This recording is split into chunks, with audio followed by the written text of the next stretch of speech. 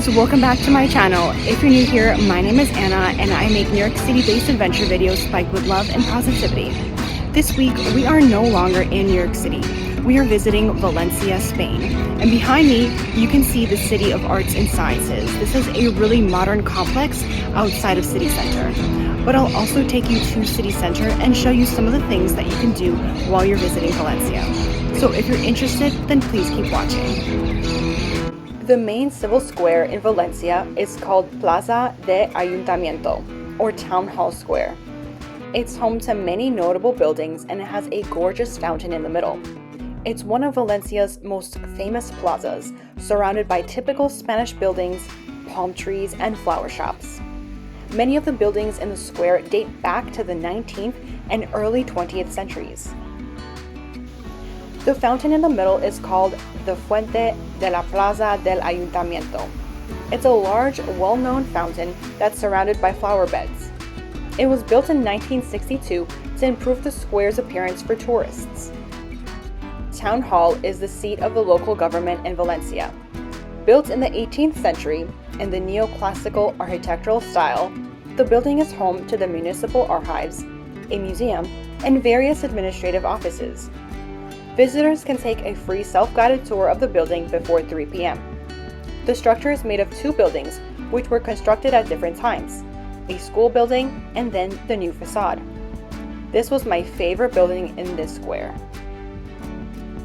Valencia is extremely walking friendly. The entire city center, from the Serranos Towers in the north to the Bull Ring in the south, can be seen in one day.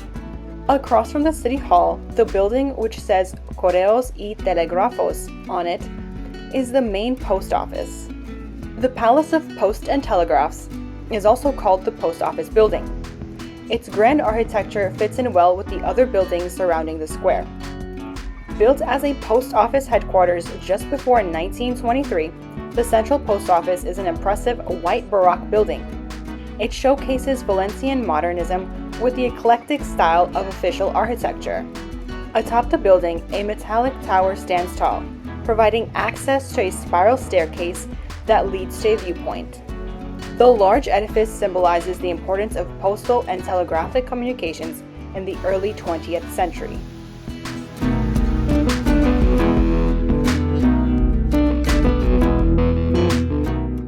The Bank of Valencia was the sixth bank in Spain and had its headquarters in the city of Valencia. A classical style building with a shape that some says resembles New York's Flatiron Building, the Edificio del Banco de Valencia is considered an example of Valencian neo-Baroque. The name of the old bank can still be read above the front door, since it was the headquarters of Banco de Valencia. However, since December 2017, it's now home to CaixaBank, which acquired the building in 2012 for only €1 at auction. Now let's head over to the northern end of Valencia. Torres de Serranos are towers which were once part of the medieval city walls which surrounded Valencia. These medieval towers are known for being one of the most well-preserved historical monuments in Valencia. Dating back to the 14th century, the Serranos Towers were created to defend the city's gates. Today, the towers are a popular landmark close to Old Town. If you're looking for a spot to take rooftop photos, you can take the many steps up to the terrace. The Metropolitan Cathedral Basilica of the Assumption of Our Lady of Valencia, also known as St. Mary's Cathedral, or simply as the Valencia Cathedral, has been the city's largest Roman Catholic church for almost 8 centuries. While Gothic characteristics are most evident, Baroque, Romanesque, and neoclassical elements can be identified. In front of the Valencia Cathedral is Plaza de la Reina. It's a central plaza surrounded by many restaurants and cafes. There are plenty of places to sit in the square and enjoy the sunshine. As you leave the plaza, you'll notice a tall medieval tower on one of the narrow streets. This is El Miguelete, Valencia's famous bell tower, created in the 14th century Gothic style. If you go inside, there's a spiral staircase with 207 steps to the top. At a height of 51 meters, you'll have panoramic views of the city. Walking through the streets, it's difficult not to look up and be amazed by the beautiful architecture. A walk through Valencia is essentially a journey through 2,000 years of history. Various architectural styles can be found throughout the city. Modernism, eclecticism, and neo-baroque are combined with Art Deco. Lonja de la Seda, also known as the Silk Exchange, was established between 1482 and 1533. It's known as one of the most striking examples of Gothic civil architecture in Europe. The inner courtyard is lined with orange trees. The outside of the building is magnificent, but it's well worth visiting the inside too. Here, you'll find intricate columns and arch designs that cover the ceilings. It was declared a World Heritage Site by UNESCO in 1996. The Silk Exchange is the place where merchants would come to sell their goods.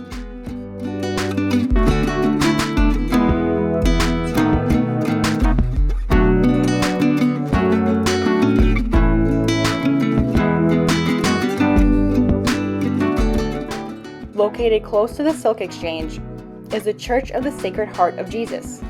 It was constructed over 3 centuries, with work beginning in 1652 and finally completed in 1824. It was inspired by the iconic Sacré-Cœur Basilica in Paris. Next, I'll take you to an outstanding former palace turned museum. The Palacio del Marqués de Dos Aguas is now home to the Ceramics Museum. The old palace's facade is truly stunning. The exterior is rich in symbolism and features unusual arched windows with light goldish tones and stone textures. Its intricate carvings depict religious themes.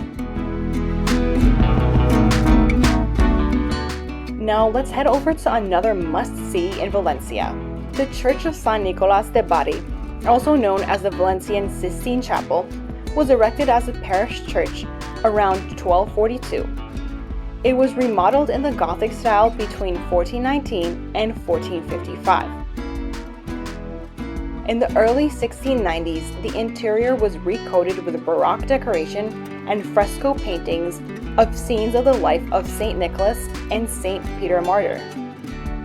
Its restoration has been classified as the most important architectural and pictorial ornamental work ever carried out anywhere in the world due to the scale of the work and the techniques used.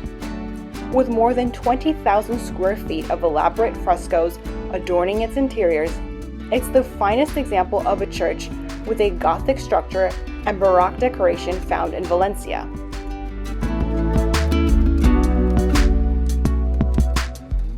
The next site is a 10-minute drive from city center, located closer to the beach. The City of Arts and Sciences is a complex of modern buildings with avant-garde architecture. It's known as one of the 12 treasures of Spain. Its futuristic design makes it a distinctive landmark.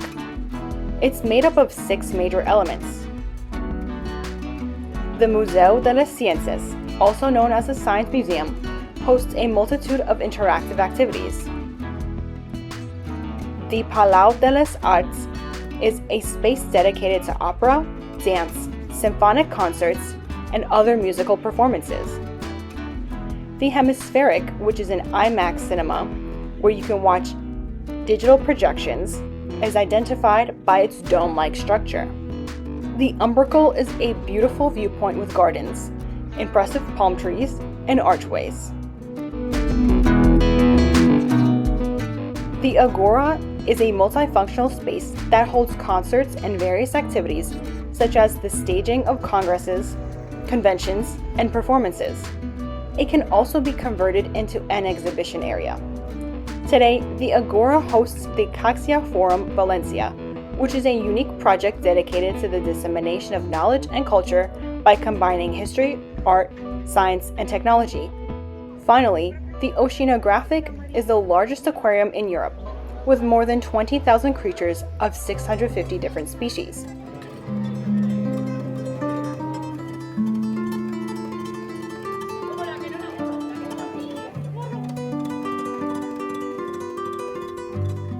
This aquarium attracts people from all over the world.